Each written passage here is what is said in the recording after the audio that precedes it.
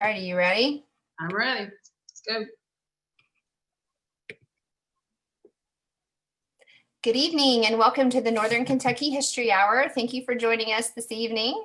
We are going to pause for just a moment and let everyone in, and then we will get started. All right.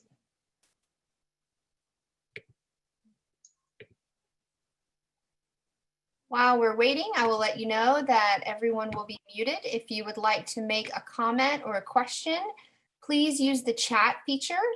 We would love to read what you have to say.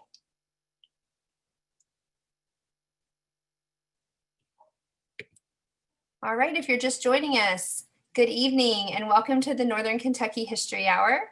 I am Tara Johnson-Noem. I'm a trustee with the Behringer-Crawford Museum Board of Trustees. Happy to have you all here tonight. Love seeing some familiar names. Thank you to those of you that have been joining us. This is our 9th episode. So happy to be in our 3rd month. And very happy to announce, if you did not know already, that Behringer-Crawford Museum is open to the public with limited hours. Please check out our website, bcmuseum.org, for more information about how you can come and join us. And it looks like we have just about everyone in right now, so I think we will jump right in and get started. For those of you who have not joined us before, again, if you have questions or comments, please use the chat feature to share those with us. I will be watching those throughout the event and try to respond to you or add your questions to the end to be able to share those with our presenter tonight. Just a couple of extra things before we get started. Behringer-Crawford Museum is very honored to be supported by the City of Covington, Kenton County Fiscal Court, ArtsWave, the Kentucky Society for the Arts, the Northern Kentucky Sports Hall of Fame, and the Carol Ann and Ralphie Hale Jr. U.S. Bank Foundation. Thank you so much to all of those organizations for their support, and thank you to our members. If you are not yet a member of Behringer-Crawford, we would love to have your support, and you get benefits throughout the year, especially now that we are reopened to the public in person. So again, check out bcmuseum.org for more information and about upcoming events, both virtual and physical.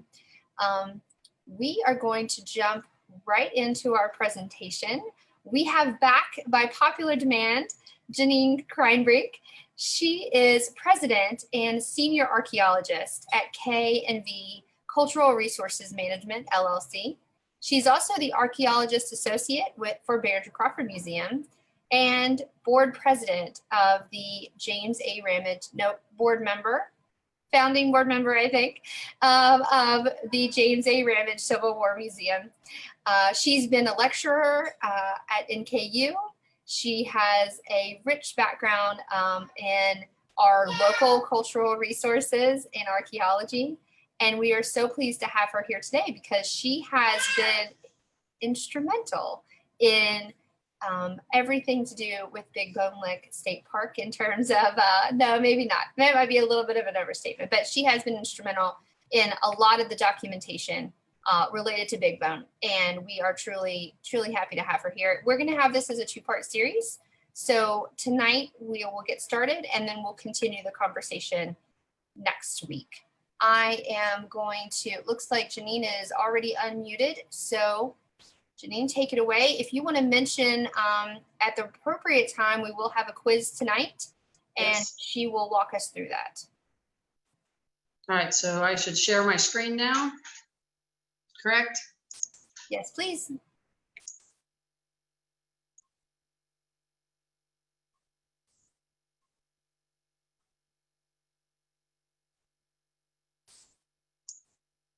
There. Hello, slideshow. Can everybody see the slideshow? Can you see it? I see it, and I see it full screen. It looks okay, great. excellent. Yeah. Okay. Yeah. Very good. I am going to focus the talk tonight on the paleontology and some of the researchers who have investigated at Big Bone. And I'm using for the basis of the information the National Natural Landmark application that Dr. John Rockaway and I wrote, and we got Big Bone Lick as a National Natural Landmark in 2009. And we started working on this project probably 2005 or 2006. And we went through like 3 years of reviews with the National Park Service, and then was finally listed in early 2009. And we had a reception at the park, I believe it was in May of 2009. And so we're going to use that application as a basis for some of the information. So I'm going to do a little bit more reading tonight than I might normally do. The way a National Natural Landmark application works is you look at the region that your site is situated in, and you have to compare it to other sites in that region.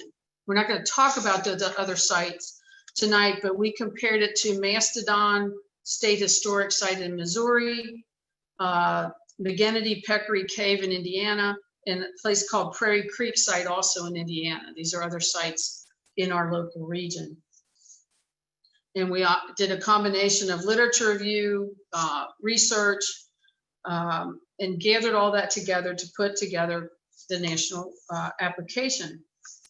Big Bone Lick was originally identified in 1978 as a potential national natural landmark during a research study. And Dr. Richard Davis, that many of you may know from Mount St. Joe College, had also written a letter in the early 2000s recommending Big Bone as a national natural landmark. Park is obviously famous for the saline springs that are found along the stream valley, and especially near the confluence with Gum Branch. Most of the springs lie within an 80-acre portion of the stream valley. And we're going to get to a series of maps here in just a minute. And let's go down. Okay. So Big Bone Lick State Park and Big Bone Valley, you can see the arrow pointing there, is in the interior low plateau natural region of the United States. And this is the area that we had to evaluate. This is an unglaciated area of gently dipping Paleozoic age sedimentary rocks with relatively moderate relief that has resulted from the entrenchment of drainage systems that occurred prior to, during, and after the Pleistocene glacial advances. And we'll obviously talk more about that in a minute. Although sandstone and shale do occur, most of the area is underlain by limestone, as we all know.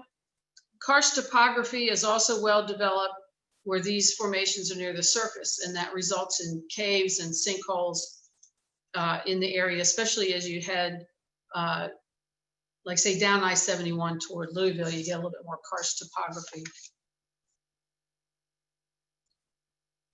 In Kentucky, we are situated in the outer bluegrass, and the arrow points up there to the park.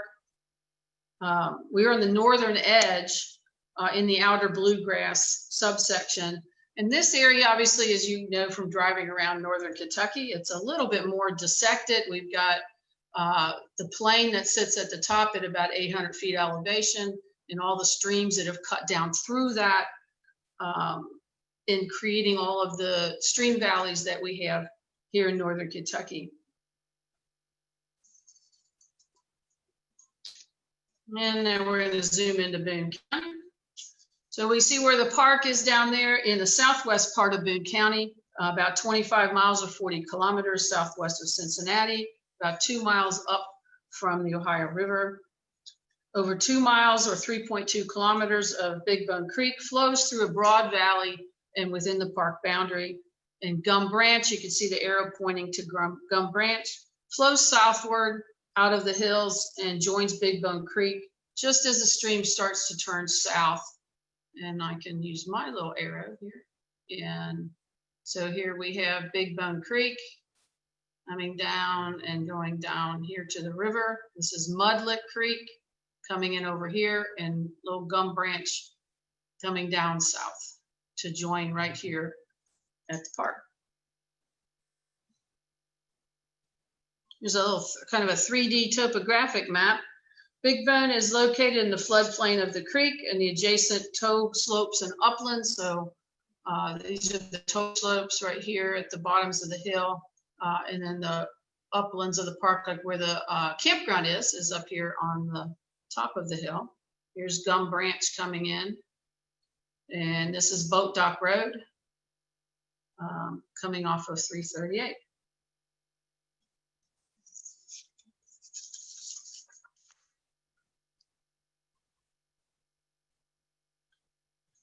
The interbedded limestone and shale in this region are sedimentary rocks that were deposited in shallow seawater during the Ordovician period.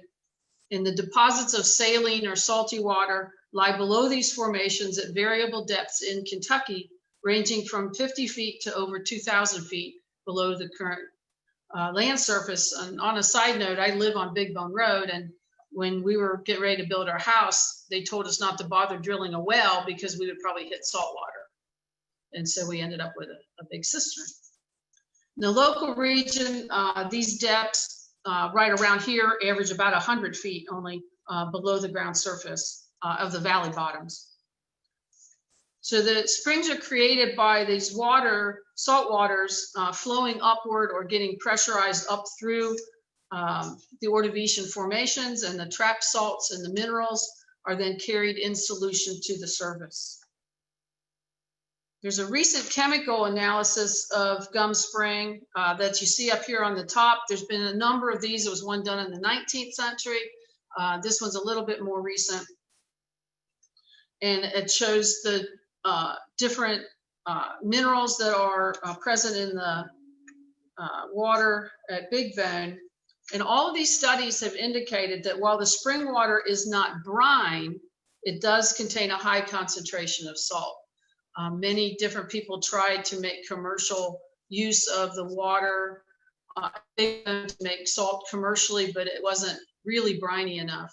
And that's when they switched to the mineral springs for use with the hotels and the spas, and to create it as a destination for that.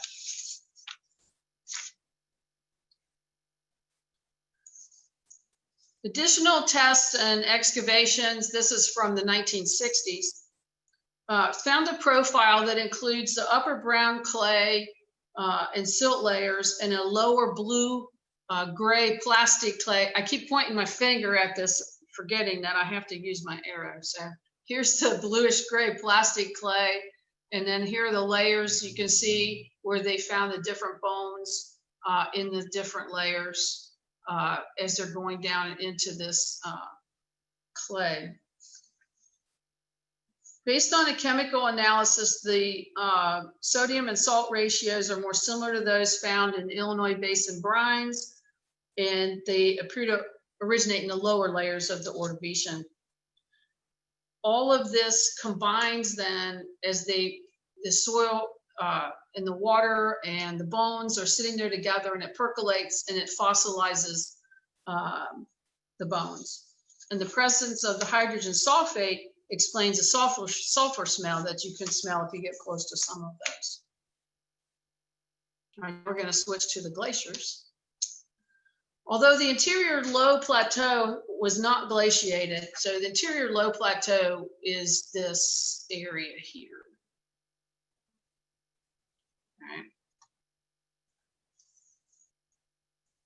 All right.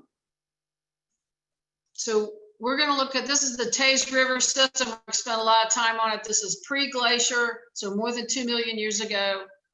We have the Licking River, which is a very, very old river. So here's the Licking coming up, and the Mill Creek is actually part of the Licking River, and it comes up and is flowing north. This was the ancestral Kentucky River, and you can see where it kind of flows a little bit along the Ohio. And here's the Taze River system coming along and going over here like this. And you'll notice that the Miami rivers are not there on either side, and they come here a little bit later. Several periods of glacial advancement and retreat forced the abandonment of this river system, and the modern Ohio River system developed as a result, which, as we know, follows this line, the black line that forms the border of West Virginia and Kentucky, Ohio, and Indiana. During the most recent glacial advance, the Wisconsin Glacier, the floods of the meltwater carried by the Ohio to the north of Big Bone Lick deposited vast quantities of sand and gravel in the major river valleys, which then would be moved around and would impede the flowing waters. And so you end up with a lot of different glacial lakes. And we're here. In the last, it's right around I-275 is about the furthest, that about 18,000 years ago.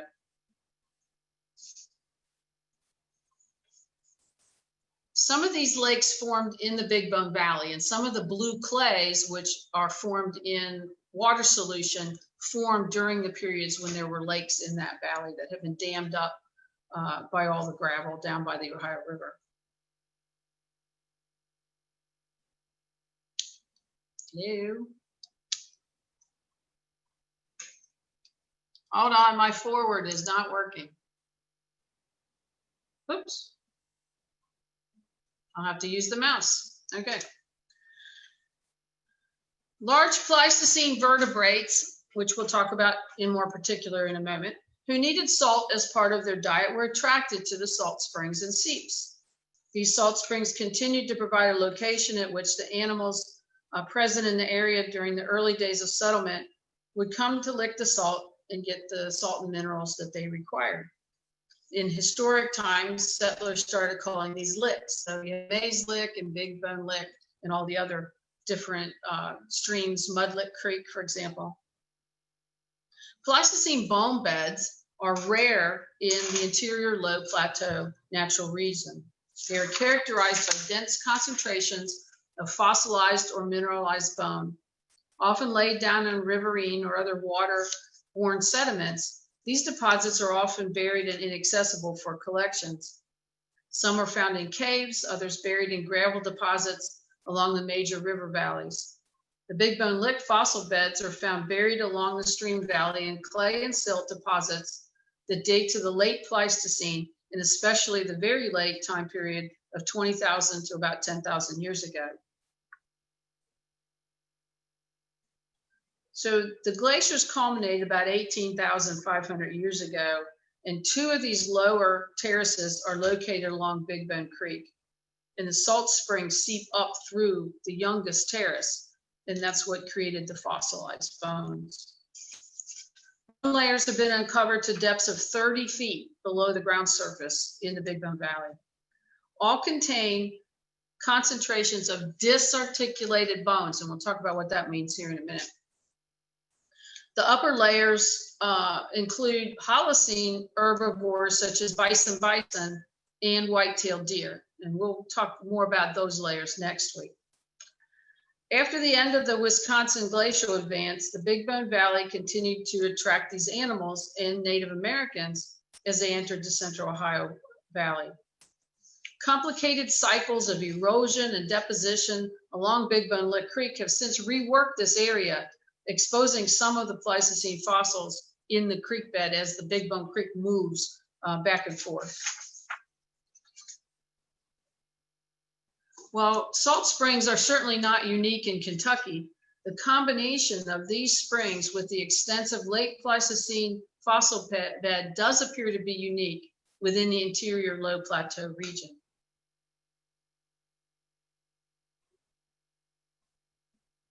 So what animals lived at Big Bone? This is a scene I put up at the top. Pretend the background mountains are actually the southern Boone County hills. Make them a little bit lower and not with snow. Well, they might have had snow, but these are some of the animals. Obviously, many types of animals were attracted, especially large herbivores, and the valley became a gathering place. I'm going to read you a list, and then we're going to go through some of the different animals here real quick. Obviously, it was Jefferson's giant ground sloth, Megalonyx jeffersoni, the Harlan's ground sloth, the horse, stag moose, caribou, several kinds of mammoth, tapirs, elk, muskox, and bison and the mastodon. And let's show there were 3 different elephant-like animals. We have the Columbian mammoth, which I have listed here twice, but there's the woolly mammoth, Columbian mammoth, and the mastodon are all known from Big Bone. 2 different kinds of giant ground sloth, the Megalonyx, the Jefferson's ground sloth, and the Harlan's ground sloth are both known from Big Bone. Come on. 2 types of bison in the large muskox. We have bison antiquus and bison latifrons, and the woodland muskox, which is called Butherium bombifrons, which is a great name for an animal, I think, personally.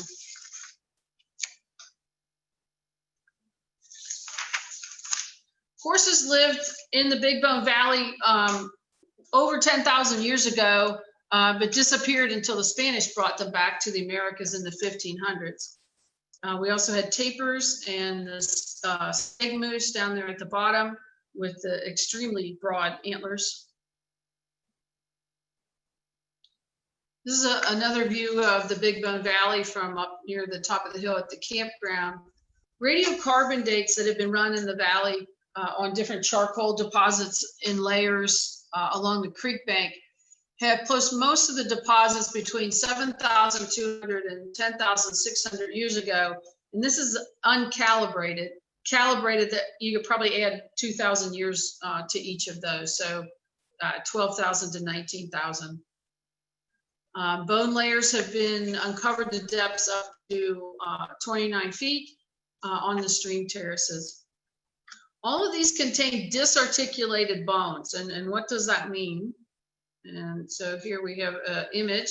So disarticulated bones are ones that are mixed up and out of order. They're all jumbled up.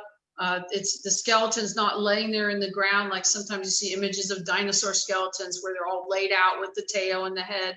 The bones of Big Bone are not articulated. They are all jumbled and mixed up. And there are several theories about that. Here's a beautiful picture of the creek bed.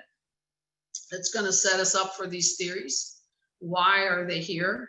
How did they get there? And how did they get in that condition? So the long-held theory was that during the spring and rainy times of the year, the ground around the springs would be muddy and sticky with the local clay subsoil. The animals would get trapped there and die, and decomposing animals would then get buried in the mire. And then the other animals coming after them, the mastodons and the bison, would trample them and disarticulate the bones and disperse them. And then later flood episodes would disperse them even more, where then they would settle down into beds of disarticulated bones. And for many, many decades, that's been kind of the standard theory about what happened to the bones at Big Bone Lick.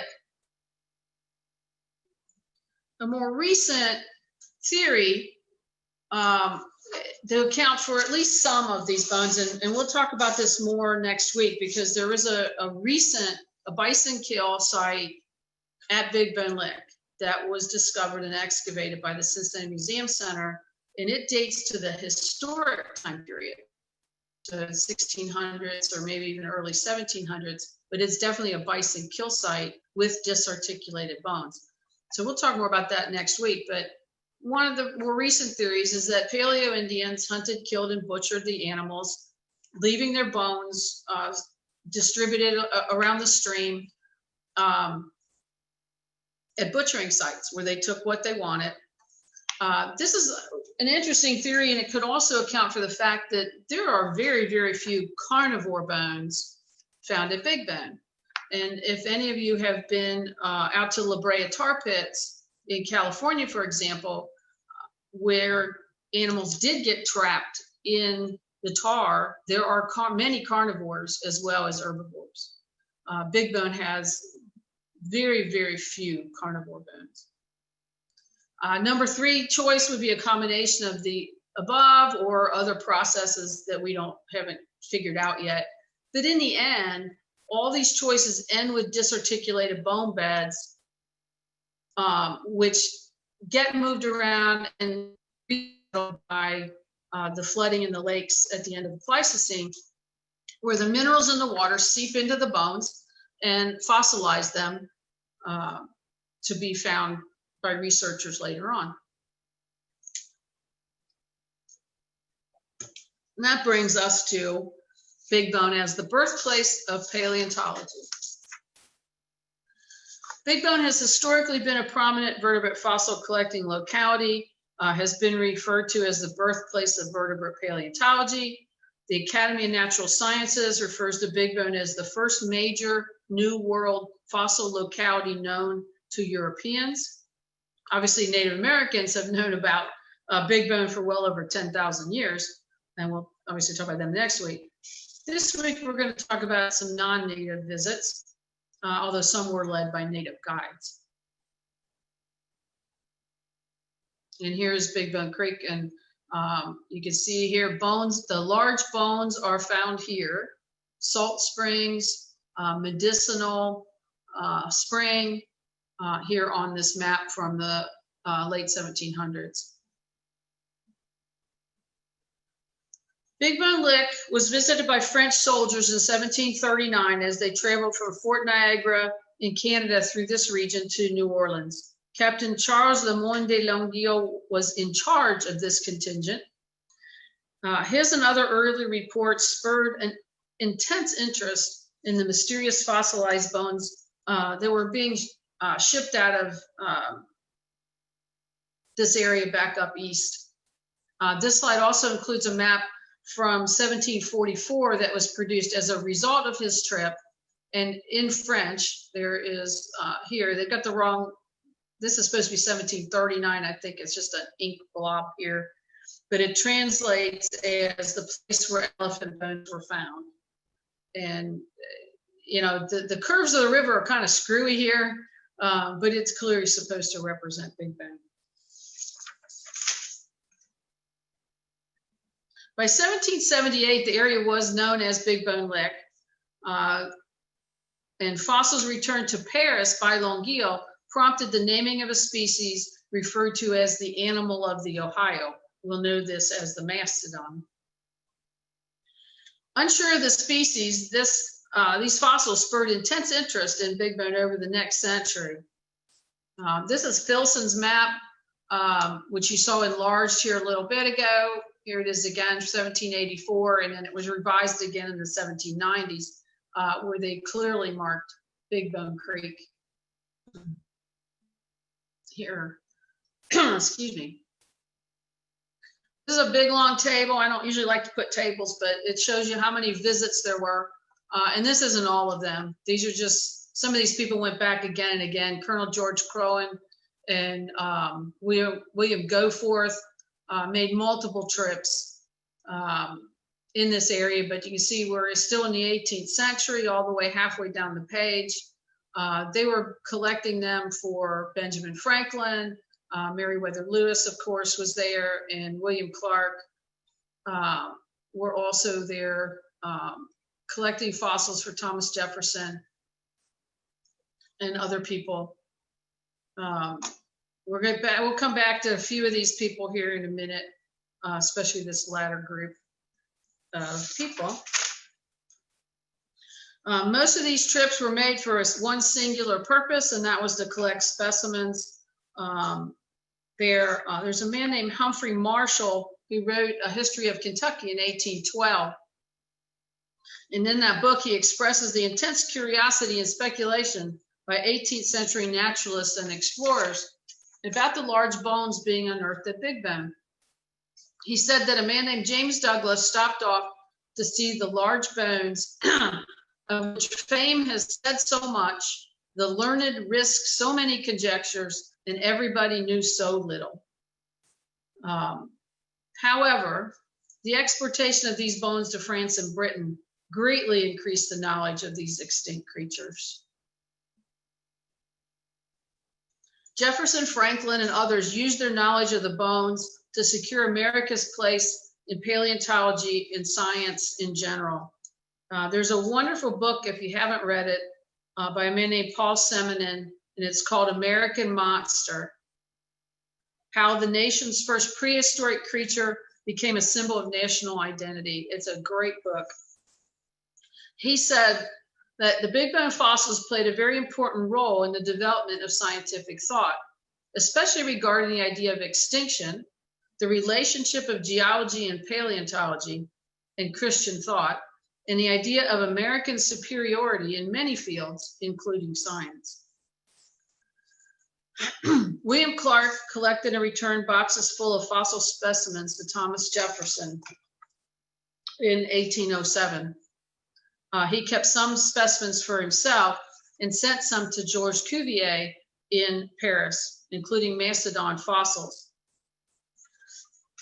Based on the collections donated to the Academy of Natural Sciences in Philadelphia, 3 fossil species were defined whose type specimens originate at Big Bone Lick.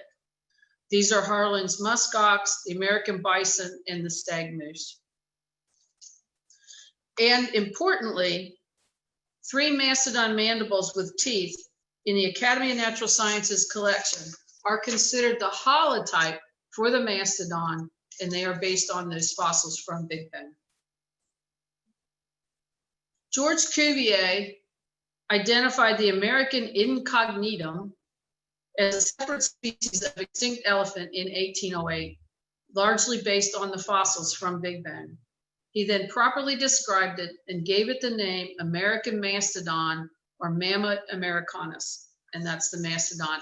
And the tooth here at the bottom is a drawing made by Cuvier of one of the Big Bone mastodon teeth. And this one is at the Academy of Natural Sciences collection in Philadelphia. Cuvier's study of anatomy in conjunction with geology would become the field of paleontology. And I know it's late in the game, but here's our trivia question. All right.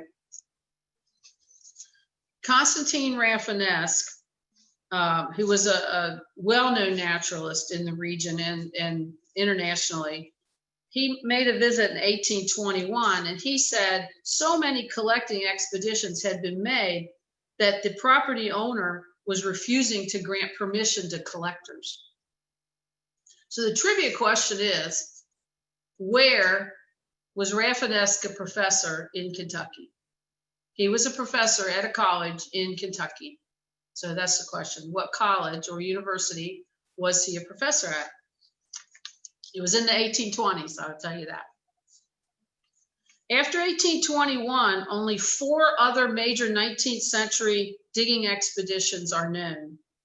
2 guys, one named Cooper and one Bullock in 1828, Fennell in 1831, and Nathaniel Shaler, who's down here on the left, in 1868.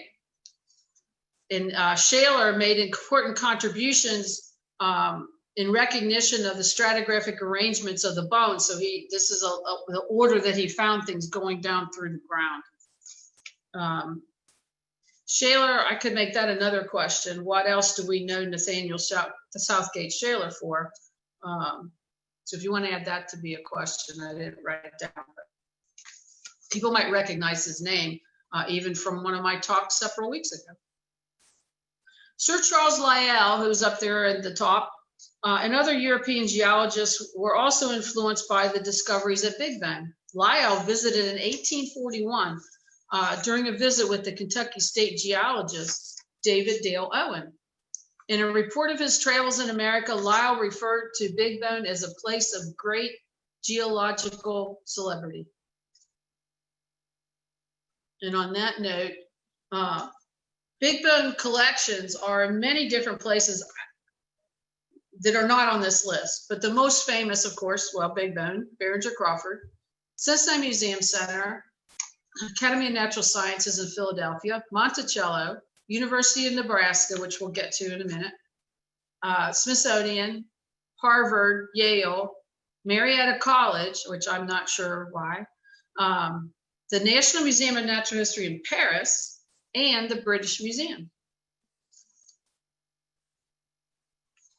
After Shaler's visit in 1868, it would be almost a century before paleontologists and geologists returned to Big Boone.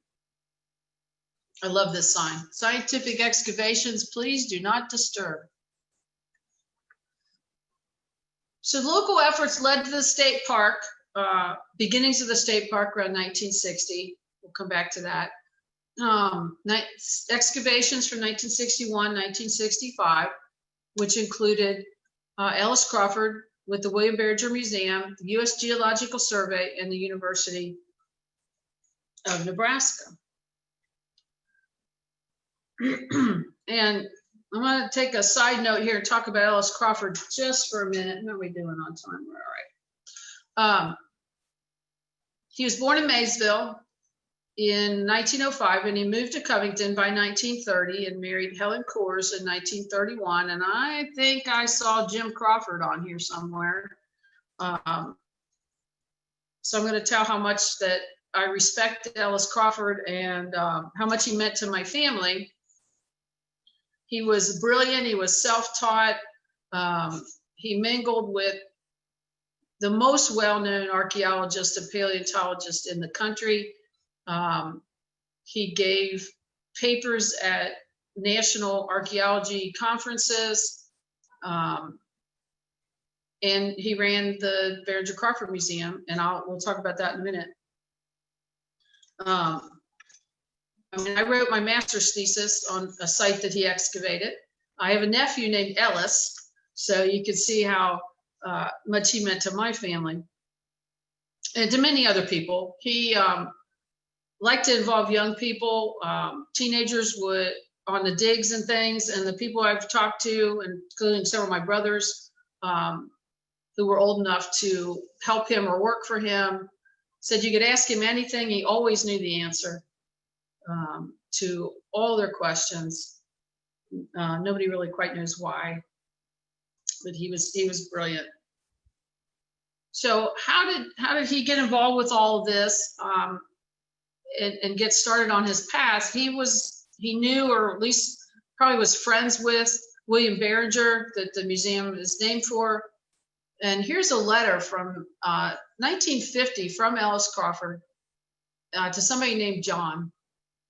And he says, "Yes, I am the one that brought Mr. Behringer down to Raymond Spencer's. Did you know that Bill died just 1 year ago? He left his collection to the city of Covington, or in fact, I talked his brother into giving them to the city. And we are starting a museum of natural history in the old Devou mansion in Devou Park in memory of William Behringer."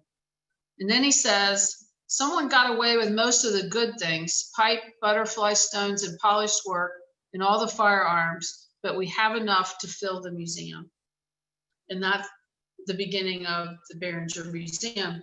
And after Ellis Crawford retired in 1970, and then the museum reopened in 1980, and his name was added to it as the Behringer-Crawford Museum.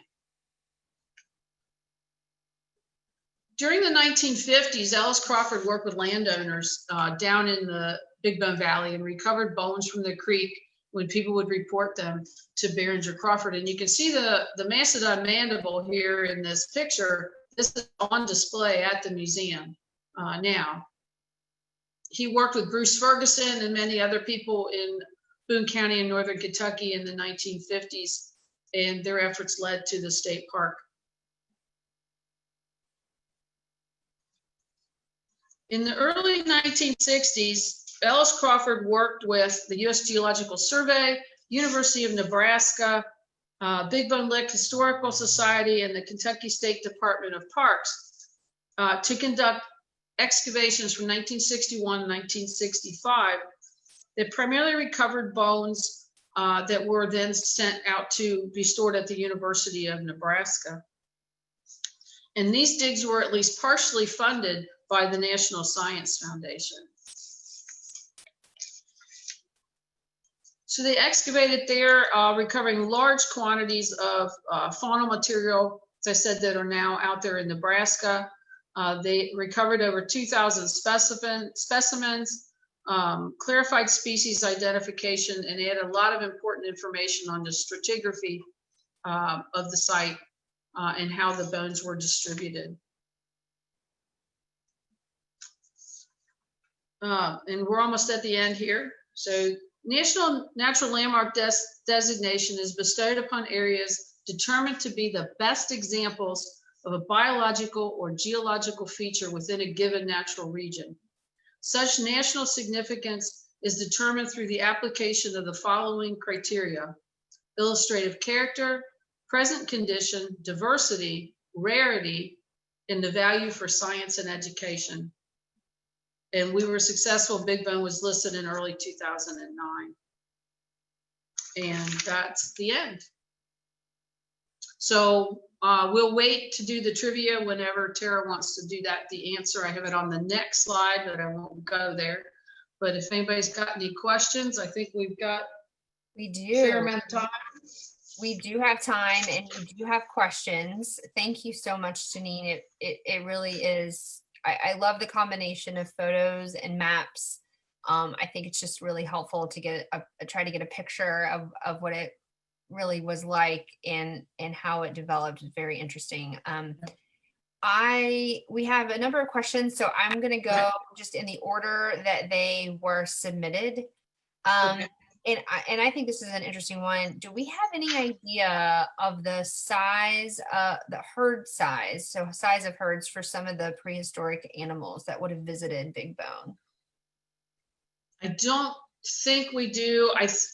Probably better for the bison, which were there, which are the smaller, more modern bison that were there at the end of the Pleistocene. So that, 10, 11,000 years ago, there had to have been hundreds of them. I mean, there are many, many individuals represented in the fossil collection.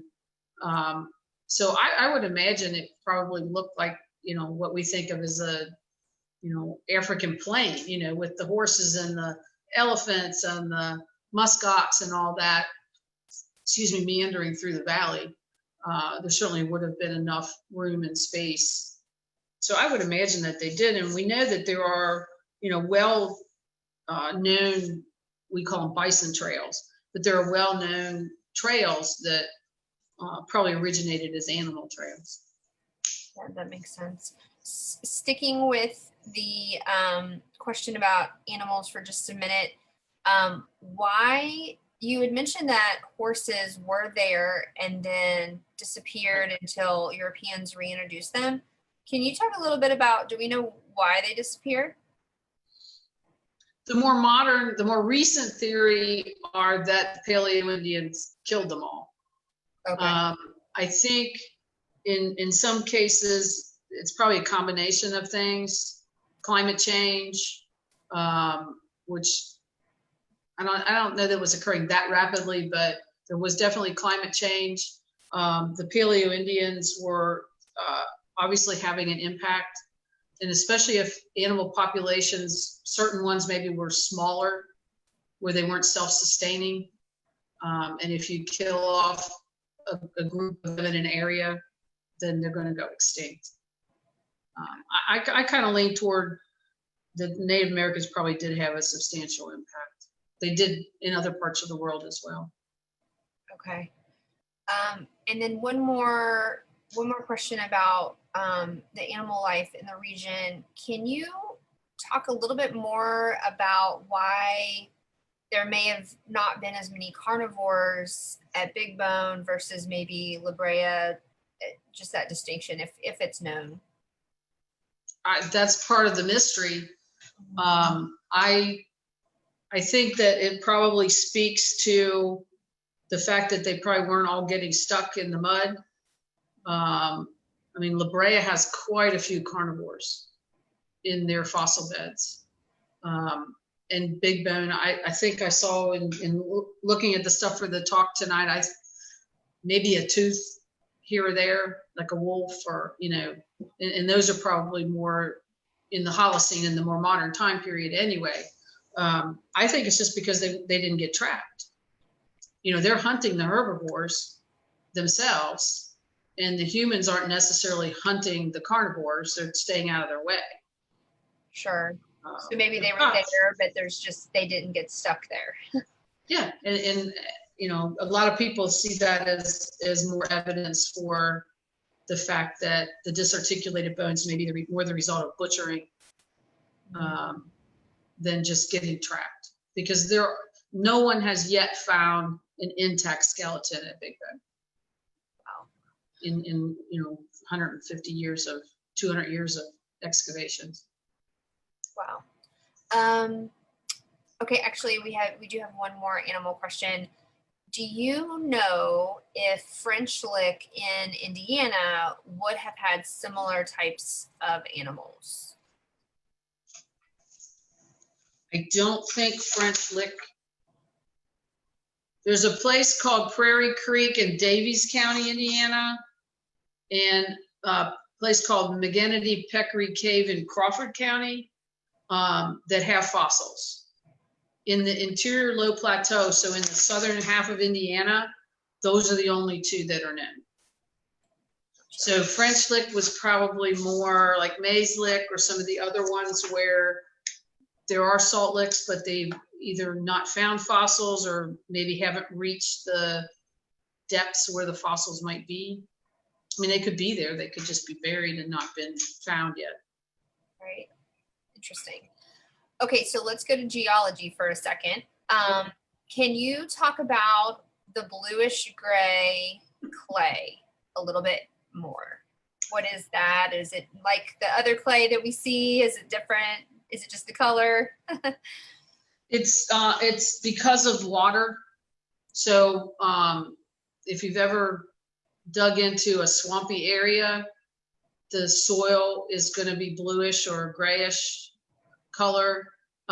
So the blue clays have to do with the amount of water that is sitting in them or how long they sat in water as they formed, and that influences the color. Gotcha.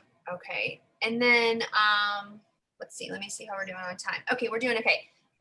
Last sort of geology-ish question, or at least environment question is, you had mentioned, you know, the bog area, and it doesn't seem to be there any longer. Is it?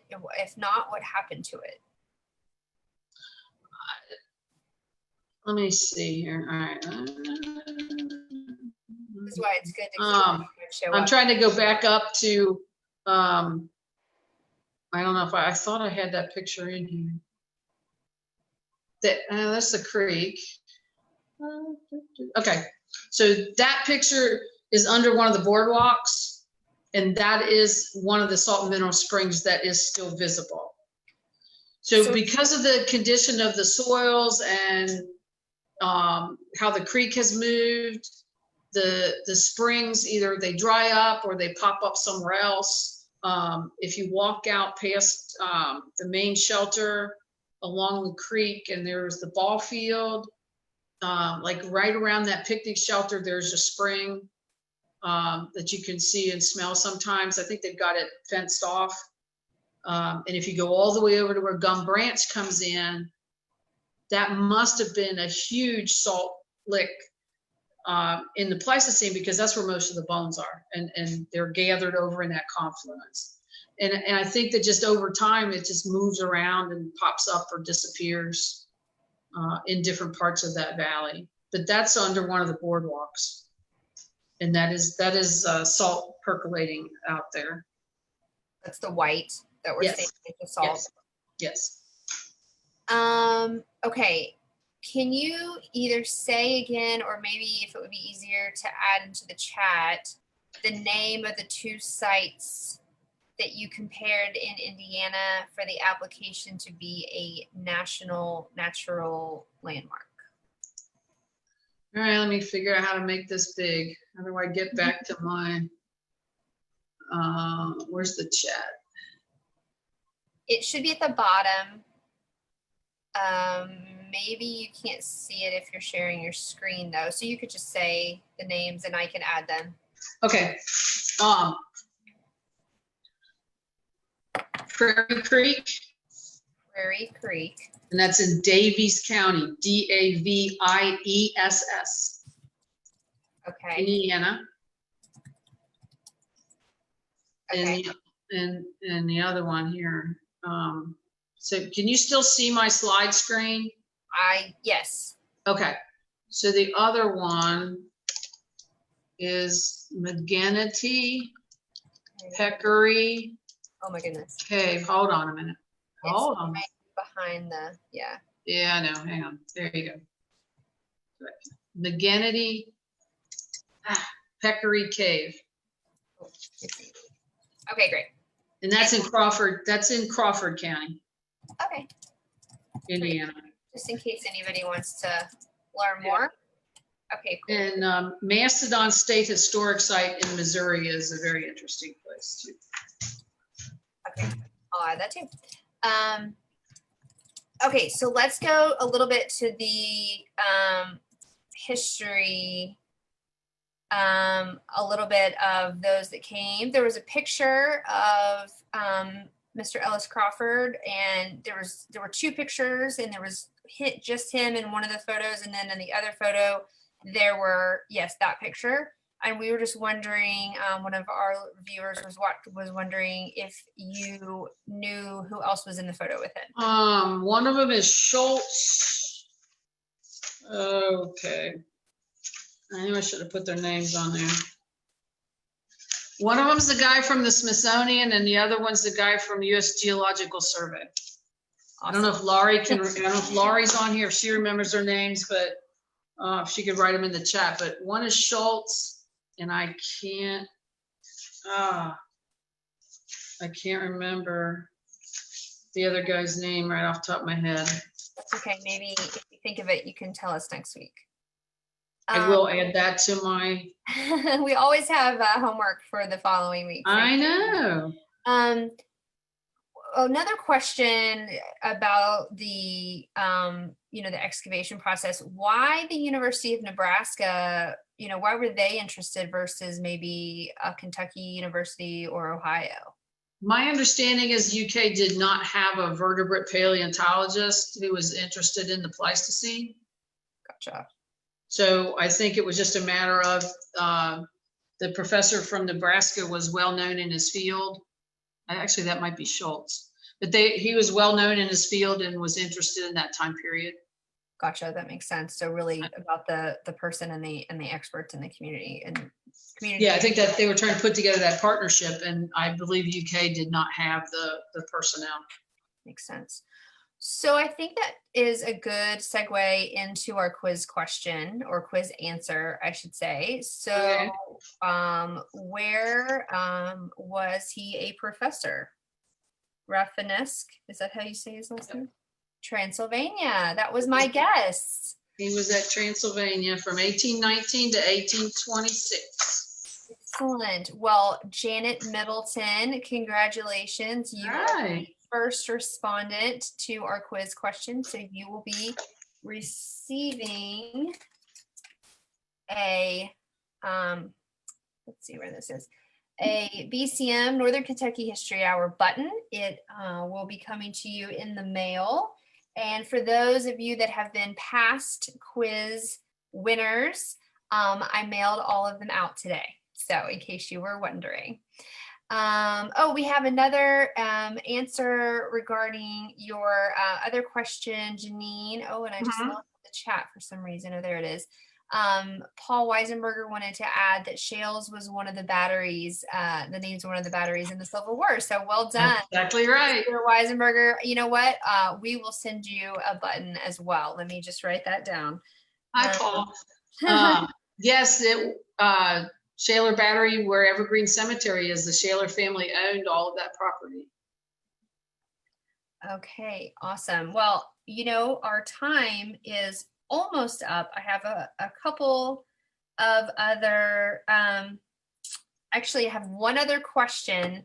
We do have people watching live on Facebook, but if you ever talk to a friend and they missed tonight's episode, feel free to tell them to watch the Facebook feed. And we should probably, I guess, be staffing that because we have one question that just came in so quickly, Jeannine. Should or could Big Bone be a national park, in your opinion? And do you know if there's any effort going on regarding that? Maybe more I think it'd be great. I seriously doubt that that would ever happen, but I think it's worthy. I think it could be a World Heritage Site. Dr. Rockaway and I have been working on a National Historic Landmark application forever, for, I don't know, 7 or 8 years. It's been in review with the Park Service now for about 5 years. Oh, wow. These things take forever. They wanted us to make changes we didn't want to make, and so we fought them for a couple of years, and then we finally decided that it didn't matter. We can interpret the place any way we want as long as we can put that sign out by the road. So we're trying to get back in touch, but we haven't had any luck getting anybody to respond to us for a couple of years. But so we've been working on that. I think it could be a World Heritage Site. I mean, it's more famous elsewhere, obviously, than it is here, at least with paleontologists. Yeah, well, I mean, walking into Monticello, right, and there's artifacts right there in the foyer as you walk in, and obviously in Paris and London and elsewhere. So right. Very interesting.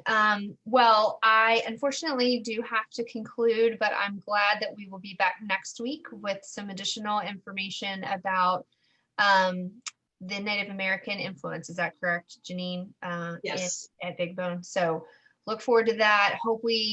Somebody just joined. We hope that we see you all again next week, Wednesday at 6:30. In the meantime, thank you again to our supporters and our members. If you'd like to learn more about the museum, please check us out at bcmuseum.org. And certainly, please tell your friends. We really love doing this and appreciate all of your support. Until next week, have a great time, a great week rather, and thank you so much. Jeannine, thank you so much. Thanks. We'll see you next week. Okay, take care.